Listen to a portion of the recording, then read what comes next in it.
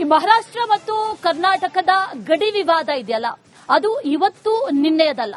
ಸುಮಾರು 22 ವರ್ಷಗಳ ಹಿಂದೆ ಮಹಾರಾಷ್ಟ್ರ ಒಂದು ಅರ್ಜಿಯನ್ನ ಹಾಕಿತ್ತು. ಕರ್ನಾಟಕದ ಬೆಳಗಾವಿಯ 865 ನಗರ, ಪಟ್ಟಣ, ಗ್ರಾಮಗಳು ತನಗೆ ಸೇರಬೇಕು ಅಂತ. ಆ ಅರ್ಜಿಯ ಭವಿಷ್ಯ ಇವತ್ತು ನಿರ್ಧಾರ ಆಗುತ್ತೆ. ಸುಪ್ರೀಂ ಕೋರ್ಟ್ನಲ್ಲಿ ಇವತ್ತು ಮಹಾರಾಷ್ಟ್ರ ಅರ್ಜಿಯ ಭವಿಷ್ಯ ಇತ್ಯರ್ಥ ಆಗುತ್ತೆ. ಏನಾಗುತ್ತೆ ಅನ್ನುವಂತ ಕುತೂಹಲ. 22 ವರ್ಷಗಳ ಹಿಂದೆ ಸುಪ್ರೀಂ ಕೋರ್ಟ್ ಮೊರೆ ಹೋಗಿತ್ತು ಮಹಾರಾಷ್ಟ್ರ. ಈ ಅರ್ಜಿಯನ್ನ ಸ್ವೀಕಾರ ಮಾಡಬೇಕೋ ಇಲ್ಲ ತಿರಸ್ಕಾರ ಮಾಡಬೇಕೋ ಅನ್ನುವಂಥದ್ದು ಇವತ್ತು ನಿರ್ಧಾರ ಆಗುತ್ತೆ.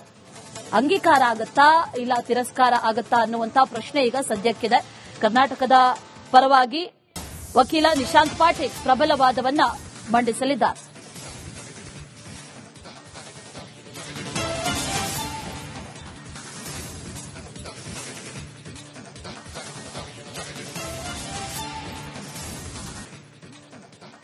ಈ ಮಹಾರಾಷ್ಟ್ರ ಮತ್ತು ಕರ್ನಾಟಕದ ಗಡಿ ವಿವಾದ ಇದೆಯಲ್ಲ, ಅದು ಇವತ್ತು ನಿನ್ನೆಯದಲ್ಲ. ಸುಮಾರು 22 ವರ್ಷಗಳ ಹಿಂದೆ ಮಹಾರಾಷ್ಟ್ರ ಒಂದು ಅರ್ಜಿಯನ್ನ ಹಾಕಿತ್ತು. ಕರ್ನಾಟಕದ ಬೆಳಗಾವಿಯ 865 ನಗರ, ಪಟ್ಟಣ, ಗ್ರಾಮಗಳು ತನಗೆ ಸೇರಬೇಕು ಅಂತ. ಆ ಅರ್ಜಿಯ ಭವಿಷ್ಯ ಇವತ್ತು ನಿರ್ಧಾರ ಆಗುತ್ತೆ. ಸುಪ್ರೀಂ ಕೋರ್ಟ್ನಲ್ಲಿ ಇವತ್ತು ಮಹಾರಾಷ್ಟ್ರ ಅರ್ಜಿಯ ಭವಿಷ್ಯ ಇತ್ಯರ್ಥ ಆಗುತ್ತೆ. ಏನಾಗುತ್ತೆ ಅನ್ನುವಂತ ಕುತೂಹಲ. 22 ವರ್ಷಗಳ ಹಿಂದೆ ಸುಪ್ರೀಂ ಕೋರ್ಟ್ ಮೊರೆ ಹೋಗಿತ್ತು ಮಹಾರಾಷ್ಟ್ರ. ಈ ಅರ್ಜಿಯನ್ನ ಸ್ವೀಕಾರ ಮಾಡಬೇಕೋ ಇಲ್ಲ ತಿರಸ್ಕಾರ ಮಾಡಬೇಕೋ ಅನ್ನುವಂಥದ್ದು ಇವತ್ತು ನಿರ್ಧಾರ ಆಗುತ್ತೆ. ಅಂಗೀಕಾರ ಆಗುತ್ತಾ ಇಲ್ಲ ತಿರಸ್ಕಾರ ಆಗುತ್ತಾ ಅನ್ನುವಂತ ಪ್ರಶ್ನೆ ಈಗ ಸದ್ಯಕ್ಕಿದೆ. ಕರ್ನಾಟಕದ ಪರವಾಗಿ ವಕೀಲ ನಿಶಾಂತ್ ಪಾಟೀಲ್ ಪ್ರಬಲ ವಾದವನ್ನ ಮಂಡಿಸಲಿದ್ದಾರೆ.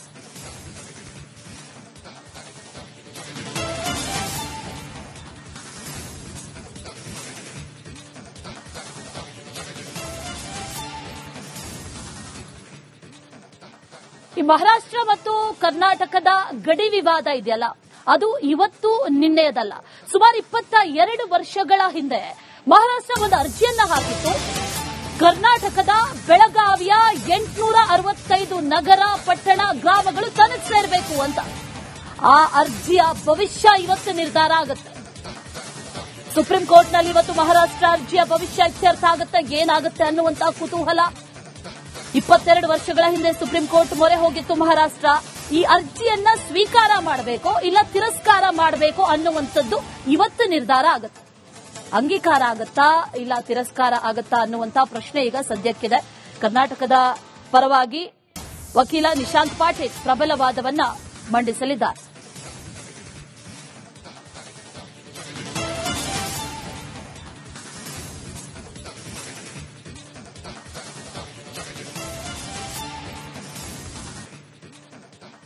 ಈ ಮಹಾರಾಷ್ಟ್ರ ಮತ್ತು ಕರ್ನಾಟಕದ ಗಡಿ ವಿವಾದ ಇದೆಯಲ್ಲ, ಅದು ಇವತ್ತು ನಿನ್ನೆಯದಲ್ಲ.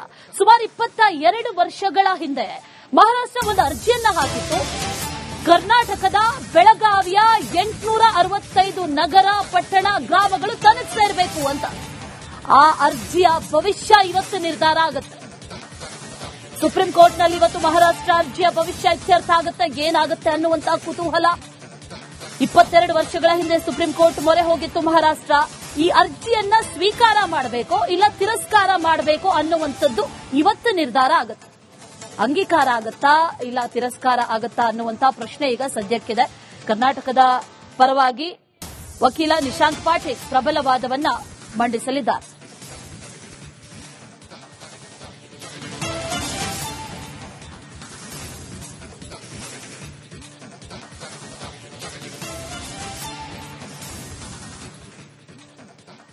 ಈ ಮಹಾರಾಷ್ಟ್ರ ಮತ್ತು ಕರ್ನಾಟಕದ ಗಡಿ ವಿವಾದ ಇದೆಯಲ್ಲ, ಅದು ಇವತ್ತು ನಿನ್ನೆಯದಲ್ಲ. ಸುಮಾರು 22 ವರ್ಷಗಳ ಹಿಂದೆ ಮಹಾರಾಷ್ಟ್ರ ಒಂದು ಅರ್ಜಿಯನ್ನ ಹಾಕಿತ್ತು. ಕರ್ನಾಟಕದ ಬೆಳಗಾವಿಯ 865 ನಗರ, ಪಟ್ಟಣ, ಗ್ರಾಮಗಳು ತನಗೆ ಸೇರಬೇಕು ಅಂತ. ಆ ಅರ್ಜಿಯ ಭವಿಷ್ಯ ಇವತ್ತು ನಿರ್ಧಾರ ಆಗುತ್ತೆ. ಸುಪ್ರೀಂ ಕೋರ್ಟ್ನಲ್ಲಿ ಇವತ್ತು ಮಹಾರಾಷ್ಟ್ರ ಅರ್ಜಿಯ ಭವಿಷ್ಯ ಇತ್ಯರ್ಥ ಆಗುತ್ತೆ. ಏನಾಗುತ್ತೆ ಅನ್ನುವಂತ ಕುತೂಹಲ. 22 ವರ್ಷಗಳ ಹಿಂದೆ ಸುಪ್ರೀಂ ಕೋರ್ಟ್ ಮೊರೆ ಹೋಗಿತ್ತು ಮಹಾರಾಷ್ಟ್ರ. ಈ ಅರ್ಜಿಯನ್ನ ಸ್ವೀಕಾರ ಮಾಡಬೇಕೋ ಇಲ್ಲ ತಿರಸ್ಕಾರ ಮಾಡಬೇಕೋ ಅನ್ನುವಂಥದ್ದು ಇವತ್ತು ನಿರ್ಧಾರ ಆಗುತ್ತೆ. ಅಂಗೀಕಾರ ಆಗುತ್ತಾ ಇಲ್ಲ ತಿರಸ್ಕಾರ ಆಗುತ್ತಾ ಅನ್ನುವಂತ ಪ್ರಶ್ನೆ ಈಗ ಸದ್ಯಕ್ಕಿದೆ. ಕರ್ನಾಟಕದ ಪರವಾಗಿ ವಕೀಲ ನಿಶಾಂತ್ ಪಾಟೀಲ್ ಪ್ರಬಲ ವಾದವನ್ನ ಮಂಡಿಸಲಿದ್ದಾರೆ.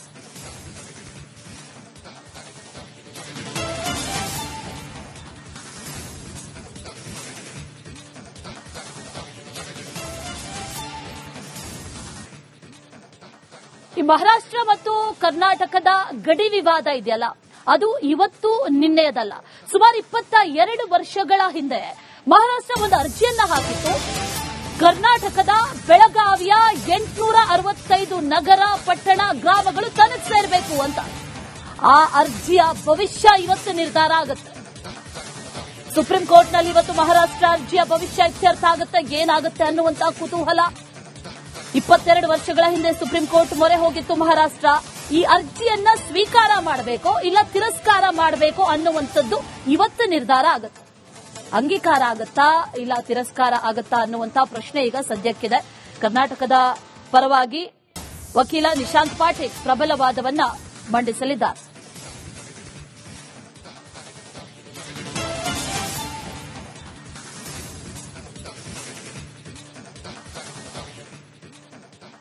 ಈ ಮಹಾರಾಷ್ಟ್ರ ಮತ್ತು ಕರ್ನಾಟಕದ ಗಡಿ ವಿವಾದ ಇದೆಯಲ್ಲ, ಅದು ಇವತ್ತು ನಿನ್ನೆಯದಲ್ಲ. ಸುಮಾರು 22 ವರ್ಷಗಳ ಹಿಂದೆ ಮಹಾರಾಷ್ಟ್ರ ಒಂದು ಅರ್ಜಿಯನ್ನ ಹಾಕಿತ್ತು. ಕರ್ನಾಟಕದ ಬೆಳಗಾವಿಯ 865 ನಗರ, ಪಟ್ಟಣ, ಗ್ರಾಮಗಳು ತನಗೆ ಸೇರಬೇಕು ಅಂತ. ಆ ಅರ್ಜಿಯ ಭವಿಷ್ಯ ಇವತ್ತು ನಿರ್ಧಾರ ಆಗುತ್ತೆ. ಸುಪ್ರೀಂ ಕೋರ್ಟ್ನಲ್ಲಿ ಇವತ್ತು ಮಹಾರಾಷ್ಟ್ರ ಅರ್ಜಿಯ ಭವಿಷ್ಯ ಇತ್ಯರ್ಥ ಆಗುತ್ತೆ. ಏನಾಗುತ್ತೆ ಅನ್ನುವಂತ ಕುತೂಹಲ. 22 ವರ್ಷಗಳ ಹಿಂದೆ ಸುಪ್ರೀಂ ಕೋರ್ಟ್ ಮೊರೆ ಹೋಗಿತ್ತು ಮಹಾರಾಷ್ಟ್ರ. ಈ ಅರ್ಜಿಯನ್ನ ಸ್ವೀಕಾರ ಮಾಡಬೇಕೋ ಇಲ್ಲ ತಿರಸ್ಕಾರ ಮಾಡಬೇಕೋ ಅನ್ನುವಂಥದ್ದು ಇವತ್ತು ನಿರ್ಧಾರ ಆಗುತ್ತೆ. ಅಂಗೀಕಾರ ಆಗುತ್ತಾ ಇಲ್ಲ ತಿರಸ್ಕಾರ ಆಗುತ್ತಾ ಅನ್ನುವಂತ ಪ್ರಶ್ನೆ ಈಗ ಸದ್ಯಕ್ಕಿದೆ. ಕರ್ನಾಟಕದ ಪರವಾಗಿ ವಕೀಲ ನಿಶಾಂತ್ ಪಾಟೀಲ್ ಪ್ರಬಲ ವಾದವನ್ನ ಮಂಡಿಸಲಿದ್ದಾರೆ.